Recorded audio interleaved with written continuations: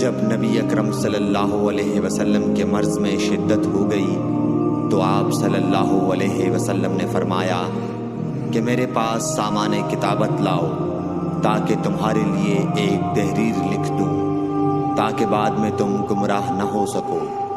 اس پر حضرت عمر رضی اللہ عنہ نے لوگوں سے کہا کہ اس وقت آپ صلی اللہ علیہ وسلم پر تکلیف کا غلبہ ہے اور ہمارے پاس اللہ کی کتاب قرآن موجود ہے جو ہمیں ہدایت کے لیے کافی ہے۔